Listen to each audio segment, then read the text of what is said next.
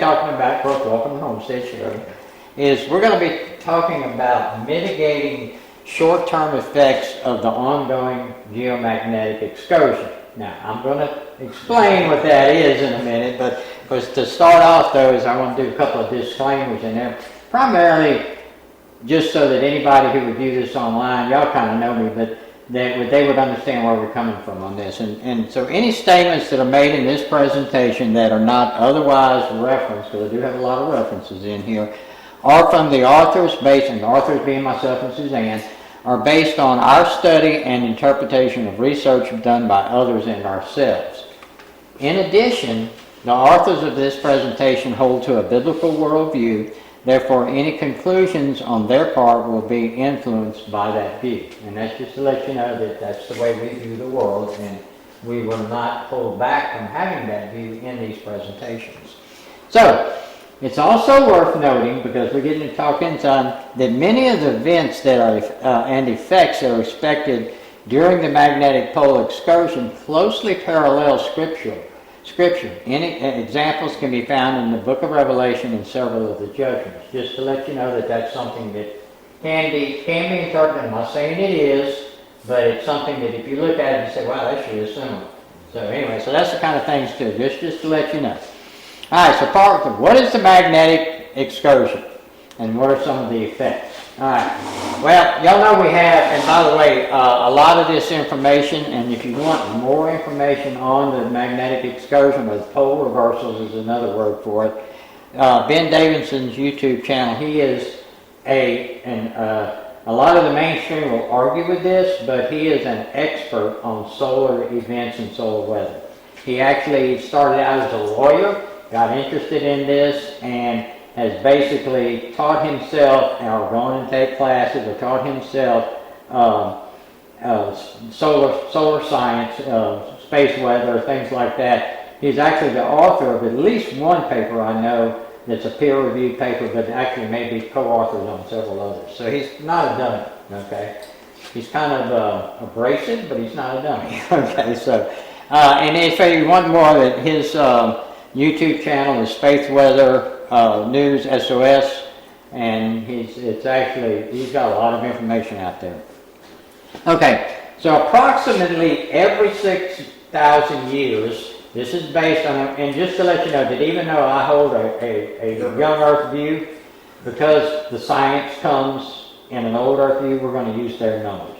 Okay, so approximately every 6,000 years, our magnetic poles will literally reverse position. This is called a geomagnetic excursion. The last one was called by some observers the Noah event, and happened a little over 6,000 years ago. It actually has been renamed. First it was called the China event, and then and I don't remember the next name of it, but it's actually where they discovered in the rocks the magnetic information for it. So that's usually how they name these things. So I like the Noah. Yeah, I like to know too, because it kind of falls in about it. And actually, some of the events that we talk about. Event occurred. Yeah, and this is where I say a lot of it lines up. Okay, these are the ones that happen, and if you'll notice that all of these dates, and we're going to do about it, if you look at it, those are the ones that they found magnetic evidence, and it's not doubted that there was a pole reversal at that time. Now you'll notice though that these are all 12,000 years apart. So why am I saying 6,000 years up here? And so the dates that are listed are 12,000 years apart. In between these, and those were major events. And the reason they became major events, it says, is that they stayed with the reverse poles that happened over a longer period of time, and they stayed at that reverse position long enough for multiples, like if lava flowed or something like that. It was, recorded in that. The 6,000 year ones are harder to find because they happen real quick. All right, so the biggest, and that's being the biggest difference in it. Okay, so let's look. It says this is a moving record over the last 400 years, and this is of the North Pole, and we're going to look at the South Pole in a second. This comes from National Weather Organization, from NOAA. It started here, actually started around here in 1500, went up a little bit, came back down, moved all the way around, and got up here. And you'll notice that these sections are getting a little wider. And the reason why is it's actually speeding up, and we'll look at that in a second. So anyway, that's how much the North Pole has moved, and it's moving towards Russia right now. All right, and so that's how much it has actually shifted in the last 400 years. Yeah, I can see the last 100 years go back. Oh.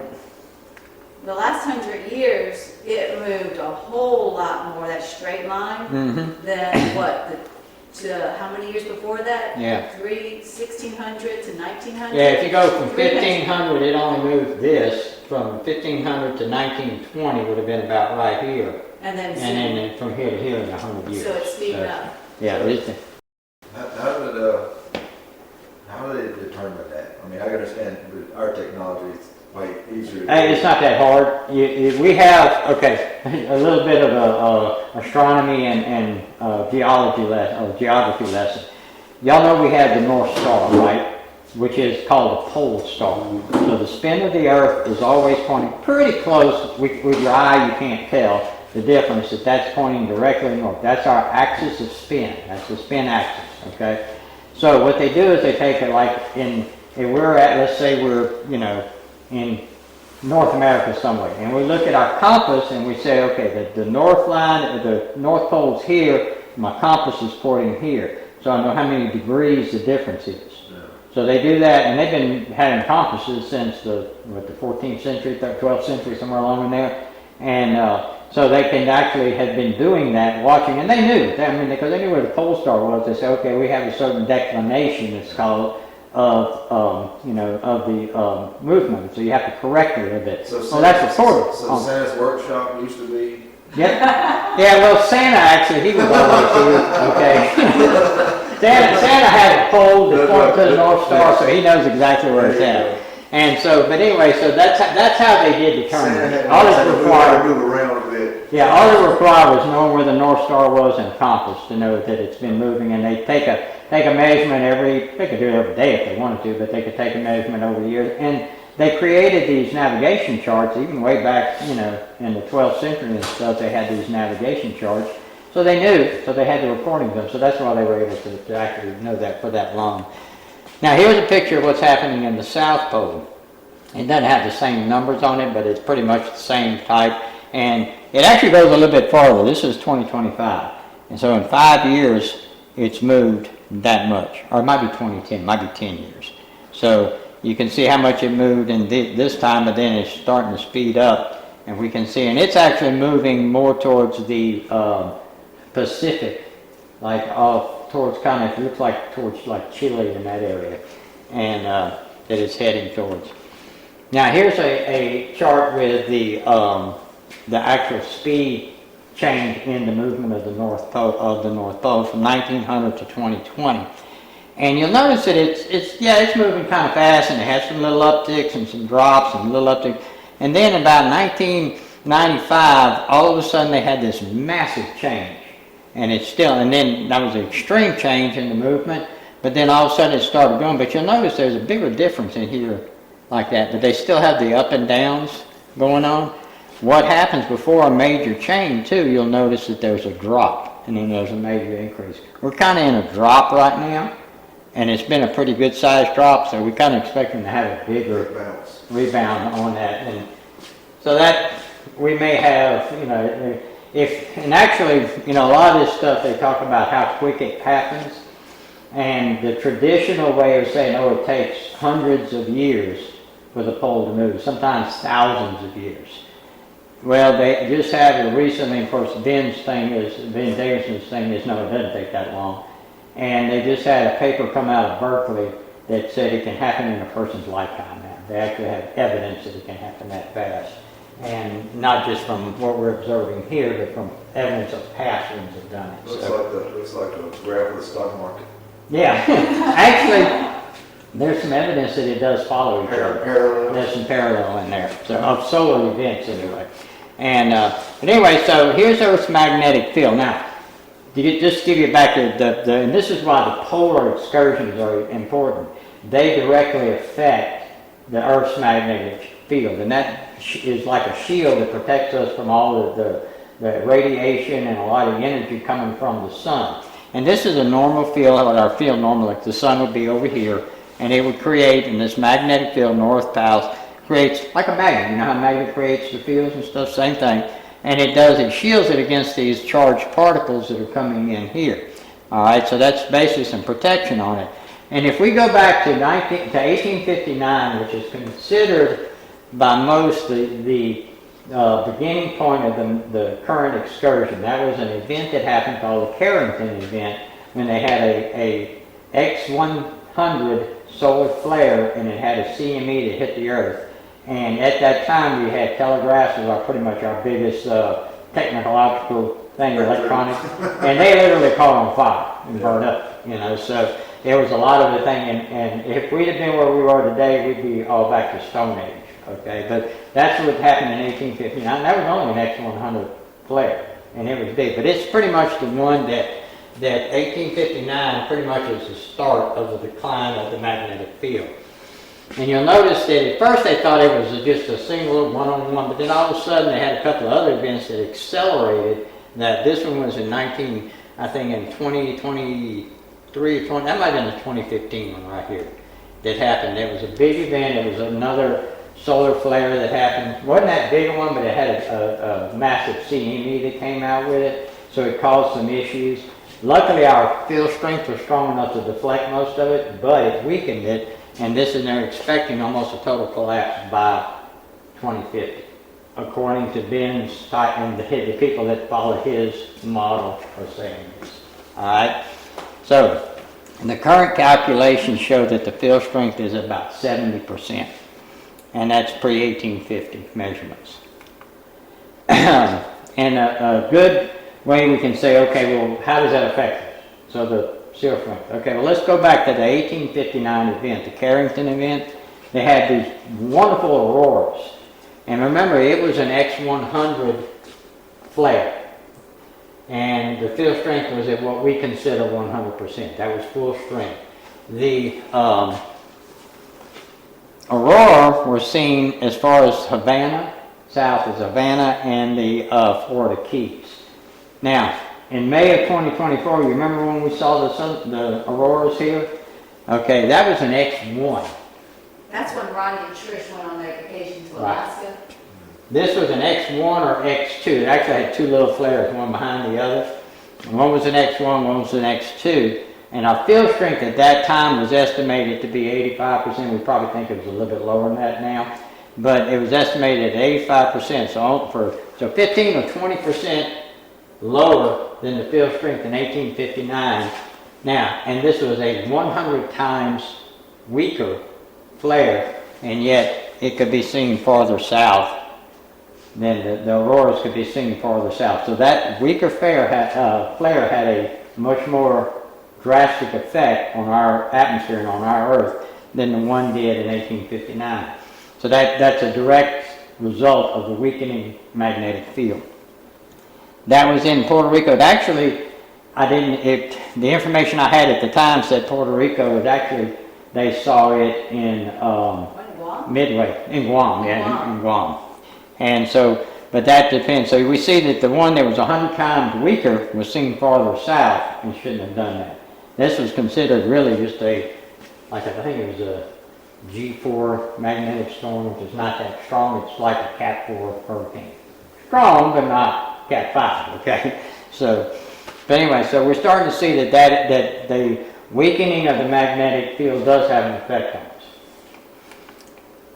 Okay, now here's some of the effects on the Earth from a weak field. Okay, and there's a lot more of them.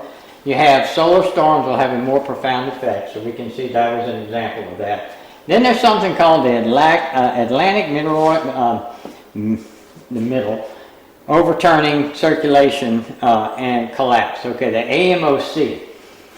How many of y'all remember or even watched the movie, had Dennis Quaid in it? It was called The Day After Tomorrow. You know, so where they've got the Ice Age came and stuff like that. Supposedly that happened in a week because the AMOC collapsed. All right.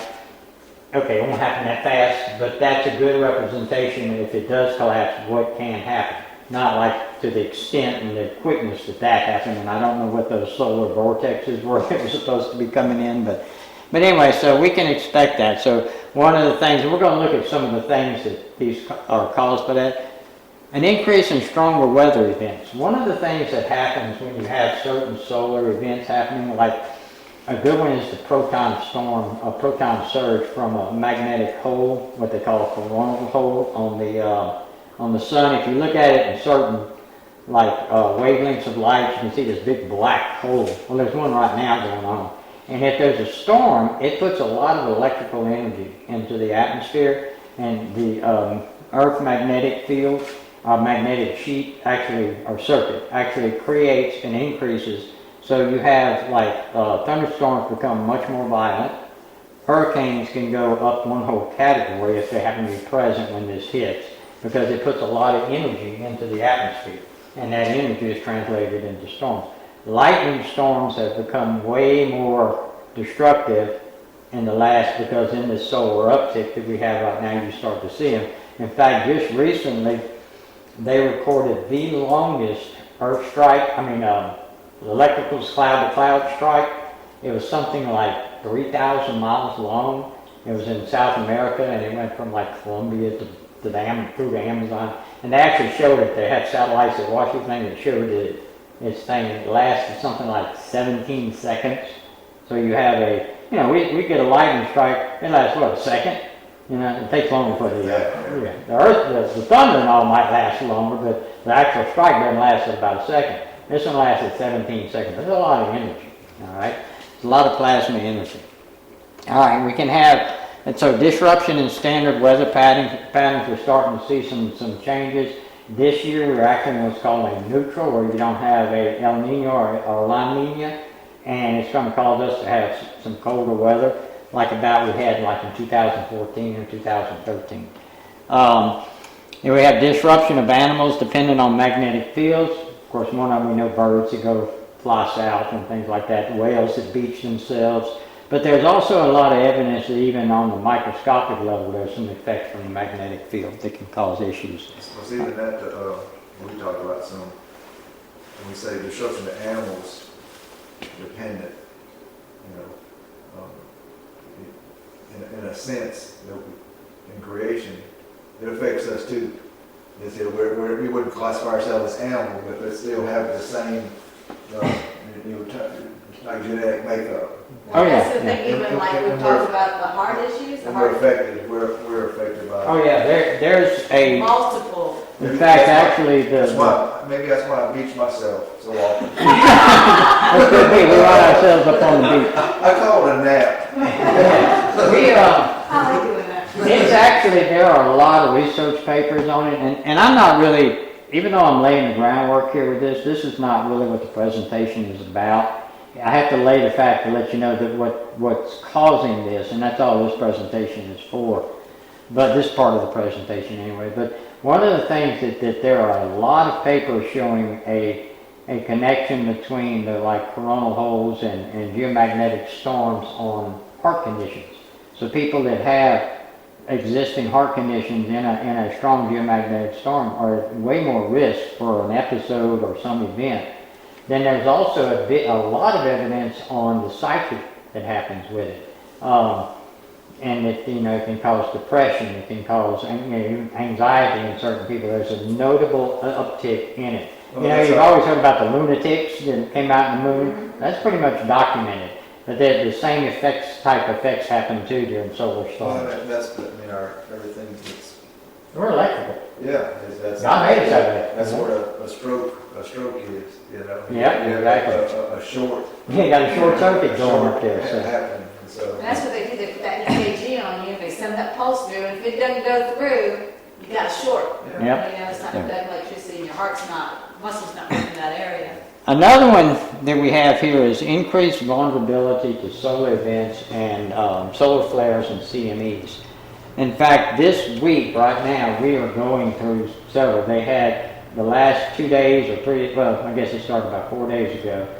They had 5 CMEs that left the Earth. Now, one was medium strong. The other ones were not that strong. They were in the flares that they had 1X1 flare. The rest were in the high M range. Okay, so So they weren't that strong, but the thing is, we have a coronal hole coming on, we have these flares, we've already had the CME for one of them hit, the other ones are due today and tomorrow. And so we may have a chance, if the skies are clear, to see more solar lights and stuff. I looked at the space weather this morning, we're under a KP 5 or something like that, which is a measurement scale for measuring the energy. And we're in a G1, G2 moderate geomagnetic storm right now, and like a Category 2 hurricane, or maybe touching Category 3. And it actually a couple of days ago jumped up to Category 3, but then went back down. So we're kind of in some stuff. Depending on if they have another one, it's going to be worse in the sunspot that's producing and is still facing the Earth. So we kind of got to keep our eyes open on it. We're only at about a 3 or 4, maybe 5% chance of what they call a kill shot, and that's what could really happen bad about here. If we have a massive CME along the lines of the Carrington event, the Western civilization society as we know it is kaput. Okay, it would totally wipe out all of our technology, the grid and everything. I know it doesn't mean we lose our, we don't become dumb and know how to do it. We just lose a lot of the ability to do it. Could we recover? Yeah, eventually, maybe. But estimates from the Department of Defense and the Department of Energy, if we did lose the grid to a CME or an EMP, they did theirs more for a nuke up in the air would do an EMP. Within 1 year, 95% of the population is dead. Not from effects of the radiation or anything like that, but from the lack of food production, the lack of medical skills, and then when food starts going down, civil unrest. Okay, so just something to be aware of. I'm not trying to be a doomsday person, but if something like that, and we are. Well, even like all the things you're talking about, this last week or most of these events that you say are occurring, have like minimal effect. You don't notice anything. That's like I was saying. So it's even like you may potentially have disruption with satellite and stuff like that. Right. But for the most part, you don't even know. It doesn't affect anything. Otherwise, people would be aware of it. Oh, exactly. And there's something. I didn't really want to get into this part, but it's a good point. Is that back in 2023 when they had or 2024, the last year when they had the auroras. It's pretty. It was very pretty, and a lot of people saw it. They thought it was great, but some people actually were affected. We had some grid outages, but they also had a big bunch of computer glitches on the network and stuff. Now, for some reason, they wanted to blame it on AT&T doing an upgrade, but somehow or another, these companies that had absolutely no contact with AT&T and their networks, they had issues. Yeah. But for some reason, in my opinion, the government did not want it getting out that a solar flare could affect those things. So they tried to blame it on something else. Yeah, don't want it. Yeah. Again, people are scared of everything now already. Yeah, so they didn't want to. Don't need something else to make them more anxious. Yeah, here's something the government can't control, And so, but anyway, it's really hard to get a solar flare because think about how far the sun is, and it's gonna let out a flare, and it can let it out anywhere. But to get to this little teeny Earth over there, it's this particular sunspot group that's popping these flares off right now, they actually watched the evidence of it on the backside of the sun when it was rotating around, and they sent off several X-class flares. So they were really concerned with it coming around. So far, it hasn't done the massive ones it's done on the backside. Yeah. Hopefully, it never gets to one of the massive ones, the big one. Yeah, it won't matter. We'll all burn anyway. God's control everything. Well, I was saying that's who knows how it's going to end. We know where he promised that the world will never be destroyed again in a like manner. Yep. He said he won't flood us to death. Next time we'll burn. Yeah. So solar flare. Hello. Yeah, exactly. However he chooses to do it, whenever the time comes, you're not gonna. When it's time, it's time. There's Yeah. nothing we can do about it. And Suzanne and I have pretty much come to that conclusion. Now, between now and then, though, there is some things we can do. Yeah, just be aware of. Yeah. One of the things is that this can cause is an increase in UV light reaching the earth, reaching the surface. So that's kind of what we're gonna, the thing. So, and we kind of talked about this, you know, but there's a couple of things we want to keep in our head that as we look at the UV light. The first one is that the collapse of the AMOC can cause an ice age, basically, a cooling of the earth, especially in the northern hemisphere. Subsequent food production will be disrupted. So, you know, if it gets a lot colder, you got to make some allowances for that. Increase in chances of solar flares causing destruction in the grid. And, you know, that's, if the grid goes down, you better be ready to live off grid. You know, there's some things about that. And whether it's depending on the power of it, maybe a disruption of a few days, few months, few weeks, or years. You know, it could just depend on how big it is. Then a reduction, and this is what we're kind of going to look at a good more, is a reduction in the ozone layer due to increase in destructive energy from the sun. So we have, because of that magnetic shield weakening, we have less protection from UV light, and then we also have changes in the atmosphere circulation. So we're going to keep in mind CMEs and AMOC. We're going to keep that in mind because those things may affect some things, but we're going to really look closely at UV light right now and what we can do to basically protect ourselves from that, and how to actually, and we're going to look more on how to protect our homesteads that way. There are actually 3 variants in UV light: UVA, UVB, and UVC. It actually goes on basically based on the energy in the wave, and it's determined by the width of the wave as opposed to, you know, this one being the most active, this one being the least active and least energetic. And then you have basically some are extremely deadly and some are not. Okay, we're going to go into looking at some of that in a minute. But so how do we prepare ourselves? Well, the first thing you got to do is prepare your spirit. And by that, you know, as Christians, that's what we think of. There's actually an awful lot of evidence, and I tell you what, I'm going to get into each one of these later. Community mindset, shelter, individual protection, UV-resistant varieties of plants and animals, and strategies for protection and implementation. Those are the 6 areas we're going to kind of look at in a little bit more detail. Prepping your spirit. There is a large body of evidence and research studies that show that a strong Christian faith is advantageous and could be essential to surviving a crisis. I have all of this stuff footnoted. I have, I think, 14 different studies that reference this, that can point back to this. Some just say spiritual, some are more specific for Christianity. Community mindset. In the past, we've done presentation where we've discussed the advantages of a like-minded community. No single person can have all of the knowledge, skills, and resources necessary to survive alone for any extended length of time. It requires us. We have to be a good community. That's one of the advantages of having a tight-knit community like at the church here, that we fellowship with each other. We kind of can, if somebody needs help, we're there. We get into a time when it becomes even more so. That's going to be extremely important, maybe one of the most important parts. Everybody brings something different to the table. Some of us have similar skill sets. Exactly. You know, some of us have no skills. Suzanne calls me a Renaissance man. Don't call Janet to put the belt back on This is true. And, you know, Suzanne calls me a Renaissance man, and like, cause I'm a jack of all trades. I know a whole bunch about a lot of different little things. Yeah. Okay. But I don't know everything and a lot about nothing. Yeah, exactly. A little bit of everything and a lot about nothing. So, but that doesn't mean that there's areas that I have no knowledge of, you know, and I would require somebody to help with that.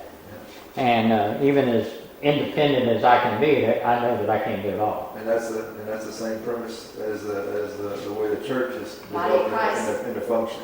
Exactly. We're all bonding together. Or even in a marriage, God, the same thing. You know, that we bring different things to the strengths and weaknesses. Where I'm strength, your mate, Yeah, exactly. your wife or your husband can counter those things, and make up.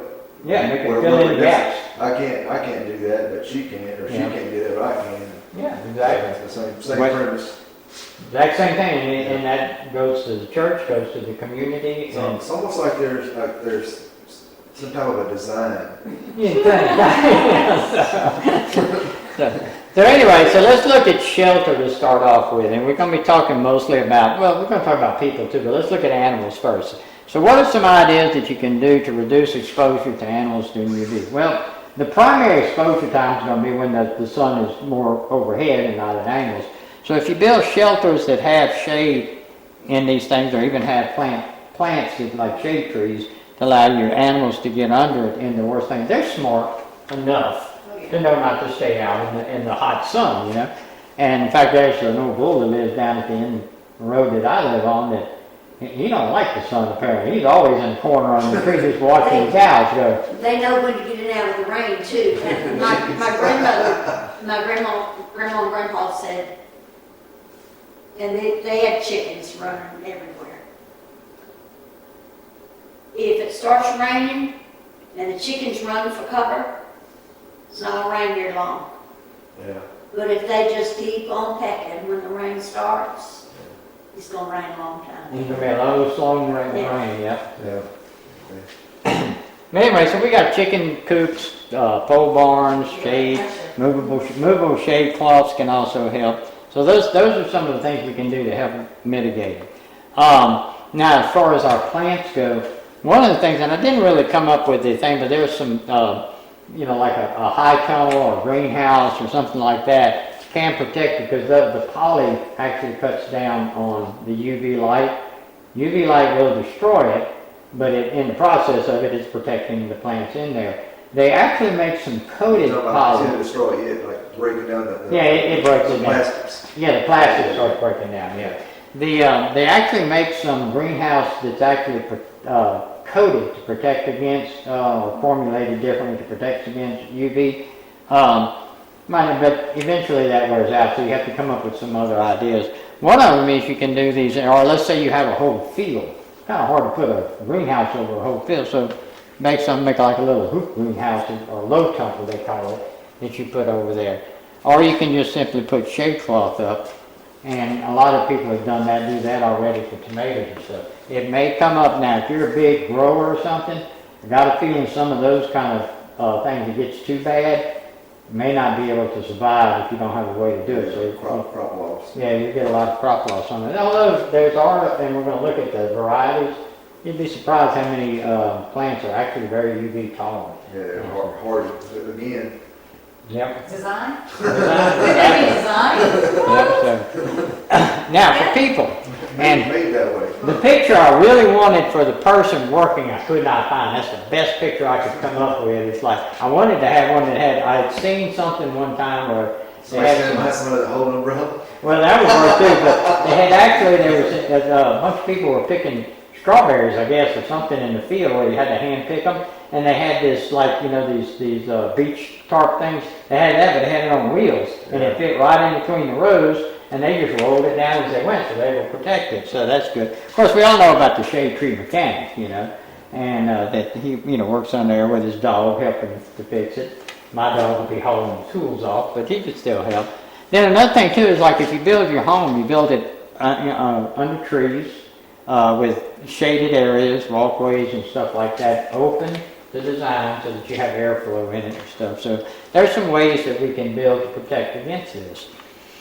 Now, individual protection, if it goes like, for individuals, as far as animals go, or plants even to a certain extent, I never could find a viable method to individually protect plants and animals from UV light. I mean, basically, if you give them a hat, the golden drink. So it's like it's not going to really work too good. They don't want to sit around and I don't know about you, but I'm going to put a sombrero on every little cucumber that's out there. So it would be cute, but I don't think it'd be very effective. So, but anyway, but as far as people go, we got a little bit more sense. We can, most of the time, we can protect ourselves. One of them is opaque to the clothing that's going to be opaque to UV light, loose fitting, maximum coverage, head coverings like a hat or scarf or whatever, gloves, bandana, and goggles or glasses. Now, a lot of that, if you look, we end up looking like somebody who lives in the desert. Well, guess what? People in the desert have to put up with a lot of UV light and a lot of sunlight. So we would have to end up dressing like that. These workers here, you can see they all have pretty good sized hats on. And most of them have long sleeve shirts to keep them being worked out loose. They may have another shirt on to wick the sweat away so they stay cooler. They're not out in shorts. You see so many people outside working in shorts, even in the winter time now. I can't figure it out now. It's like in the morning when we watch those kids coming off of the bus, it can be 30 degrees and they're coming off in shorts. It's like Sweatshirt and hoodie. sweatshirts and shorts. It's like, really? So, Pro tip for hats, and I'm sure you've probably experienced this, learned the hard way like I did, being bald headed. follicle challenge. You better, if you're gonna get you a hat or a straw hat or a mesh hat, it better be tight knit. Otherwise, you're gonna have polka dots all over your head. You're gonna get burnt. Yeah, so I took one time. Yeah, It could be a ball cap too, the old type of ball caps have that mesh. yeah. Yeah, This you're is not doing solid. yourself a favor. You're gonna learn the hard way. Well, what I have found that works for me is I look like a biker. Okay, I have the bandanas which is tied over my head, and I'll put that now. Sometimes I'll put if I'm really out mowing or something, I have one of these Australian looking boonie hat type, and I'll wear that over that. Yeah. The thing about it is they wick the sweat away, which really, really helps, and they keep the Both guys have a problem with the sweat. Yeah, we do. It's in Yeah, my so- eyes. There's nothing. yeah, they ain't nothing to stop It's it. gonna dry and drip it down. And but those things really work But well. it's the same premise though. It's not just a hat. That's why I think that's an important point. The opaque, or even the mesh. I mean, I don't see it so much anymore. But I know, like back in the 80s and 90s, a lot of it was like the shirts would either have the holes in it or kind of mesh. Yeah. Not quite fishnet, but you know what I'm talking about. Yeah, it's a little tighter. That can be. That was a sports. Yeah. It's supposed to be. Yeah, you're gonna get burnt. Yeah, I you remember will. that, yeah. And then it needs to be made out of something that breathes, because if it doesn't, cotton, linen, those type things, that your polyesters and stuff are probably not too good, for that. I mean, they'll protect you from the UV, but they're going to cook you in the process. So. But that's what happened though. You're talking about all this, the technology, the understanding of the effects of UV has changed so much just in a generation. That's why you have a lot of our older folks now, the senior adults, are having to go to the dermatologist and they're having on their ears Yeah, and the neck, because like they just wear hats or they didn't wear anything. yeah. Back in the day, 'cause they didn't really know the damage is doing. Now, UV light does, I'm not trying to say that all UV light is bad, because your body Don't mind actually you needs need it, yeah, but in moderation. Yeah, that's where you get vitamin D from, Right. okay? And not only that, it actually does a lot of things with your mitochondria and some other stuff. In fact, the other day, something totally off the thing, but I was looking up, everything is green that we see, So that means that's the light that's being reflected. And so I was curious as to why chlorophyll ended up being green, and it turns out it's the amount of energy that reacts with the chlorophyll. Totally geeky section, so I'm not going to get into it. My kind of thing, but not necessarily something. But it was very interesting to find out about that. So, all right, now sunscreens. We talked about these in the past. So here's one that you can make that's from ingredients you can get even if the stores ain't there. Half a cup of peanut oil, a couple of tablespoons of beeswax, a couple of tablespoons of tallow, some aloe vera, however you say it, 2 teaspoons of clay. Everything I said, it says use zinc oxide. Zinc oxide is processed, so if something happens that we can't buy stuff, you're not getting zinc oxide. You might can maybe take it from, a bunch of galvanized stuff, but they say by the time if you can get it out before the fumes kill you, you're doing good. So, and then 1 teaspoon of red raspberry seed oil and a handful of calendula with some kind of flour. And, but that's why, that stuff will get on, it's probably as sticky as all can be, but it'll probably protect you from it, so. Okay, so UV resistance varieties of plants and animals.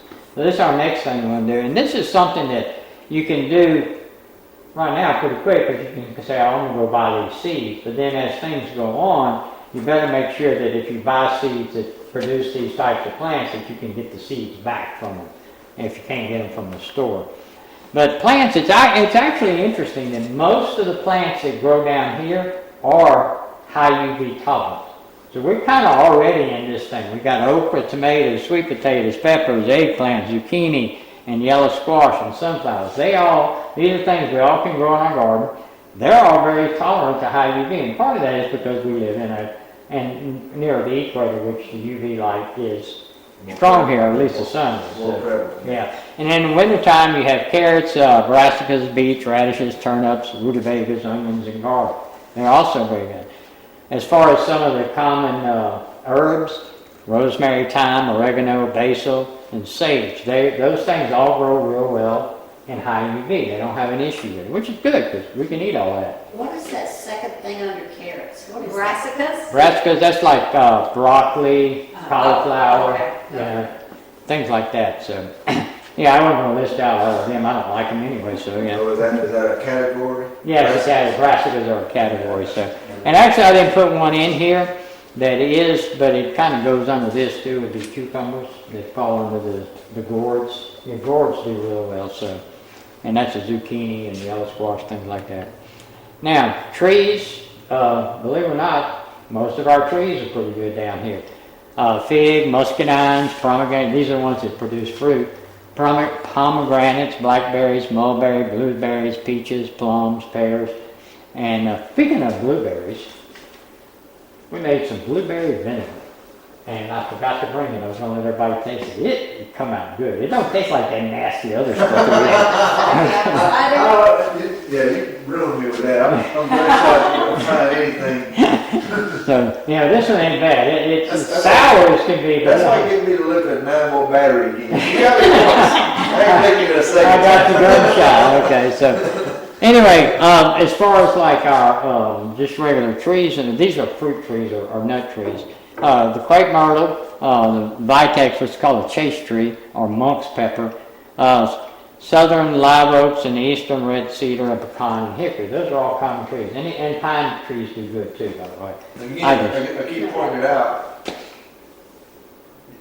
Somebody says it's coincidental, but isn't it amazing that this so happens that these are all the types of trees that are prevalent? Yep, that's it. So. Yeah, you'd almost think like, man, somebody must have designed It's it that way. amazing that they're prevalent in certain areas. Now, when you get into different animals, and some of this is and isn't used a lot around here, and when I say here, I mean Louisiana and the South, but a lot of them are. A lot of people have, for cattle, have like the Brahmas. The Brahmas are really good. Even though they're not necessarily a dark colored cow, they are pretty good about it. The Nelora, the Gear, the Brangus, the Bradford, the Briefmaster, the Santa, and the Gertrudis. Yeah. That's all one. That's all one. That's one. Okay. Yeah. She knows that. I grew up with my dad having a cattle ranch and stuff, and another thing, but he had Brangus and Brahma, so that's the only ones I know. And I think some Herefords that are on here, but they're not good. They're just straight Angus. Yeah, so. Yeah. And as far as goats go, the Kiko, the Spanish, Savannah, the Boer, and the Nubian. Now, I've known several people that have done the Nubians because they're a good, gentle goat, and they also produce a lot of milk. The other ones I don't know, although there's a lady, well, y'all know her, Mandy, that comes here has all the kids. They raise goats too. She has several of those. And at least I think she has some of those. We talked one time, and I think she said she had some. Now, as far as fowls and fowl birds, they have the Australs, and these are actually types of chickens and ducks. Okay, and which is which I don't know. Well, the Muscovy I know is a duck. But you got the Australope, the Oriental, the Black Sumatran, the Americana, the Cayuga, black Swedish, and the Muscovy, I'm pretty sure that's a duck, but Americanas, that's the ones I use and raise. They're fairly prolific in producing eggs. Chickens. Yeah, chickens, they're a smaller bird, so they don't eat as much. But then you have, like, I think this one here is a much bigger bird, if I'm not mistaken. It's a good meat bird. As far as sheep go, you have the Droper, whatever that one is, the St. Croix, the Dharma, and the Gulf Coast Native. This one is actually developed here, the Gulf Coast Native. It's native to Louisiana. It was developed in Louisiana, at least from what I've read. Talking to a guy at the other homestead sharing, Pepper, he's saying that he raises St. Croix, and he says they are probably one of the best hair sheep I think they're hair sheep, that they don't get diseases and that, very resistant to diseases and stuff like that. So this is the one he recommended. Didn't say you didn't have to shave them? Yeah, they're called a hair sheep or something. Okay. They don't have as much, they don't have like that big coats of wool where they get, so big and all. That may be what Ronnie didn't have. I think so. I was hoping they'd be here so they could. Yeah, I think that might be because theirs, when we was over there for the birthday, I asked him, because I thought they were goats. He said, no, that's sheep. Yeah. Or I asked him did y'all have them sheared? I know that's just how they are. Yeah, So it must be, that's what yeah, they are. they're what they call a hair sheep, and They're like big white dogs. yeah, and they're good for. You can eat them like the Pepper was saying. He does his mostly for meat. Yeah. He says he sells the ewes off because they sell great. Everybody wants to get into sheep, and then he basically the rams. The rams he just has them butchered. So anyway, so he was saying. So if you want to look at one, that's one that has been recommended. Low maintenance. Yeah, low maintenance one. So, okay, so strategies for protection and implementation of doing these things. All right. First off, number one is you've got to acknowledge the challenge. The issues coming are real. We may not know the timetable of these changes, but they are happening, and the quicker we're able to accept that, the further along we will be when it comes to time to become critical. You don't wait till the hurricane is blowing to go to the store to buy your milk. Okay, you do it a couple of days early. So that one we know about. So the thing is, start now. Gather materials. Begin breed variety replacements. So you start if you need to, like I say, you have a type of cattle that is not very good with UV light, start changing them out. We got a few years, so start changing them out. Design and begin construction of all your structures. Learn skills necessary to adapt to the change. If you don't know how to do something, man, we got this great thing called YouTube. You want to learn how to do something, somebody's done it on YouTube. Now's the time to stockpile zinc oxide. Zinc oxide? That's it. If you're going to make it out, if you're going to do it, it would be. And it doesn't. Yeah, that, I told you that the dermatologist specified a kind of, Zinc oxide. yeah, well, it's mineral is what is on the label of the container, and she mentioned zinc oxide. Yeah. Well, that's what, isn't that what you see in the movies or back in the old days? That's like straight zinc oxide, the white. White, yeah. That's just covered, and that's all it was. That's all it was zinc oxide paste. Yeah. But it worked, hey? Yeah. So, then communications. One of the things that really is, we need to talk to our neighbors and let them know that some things could be happening.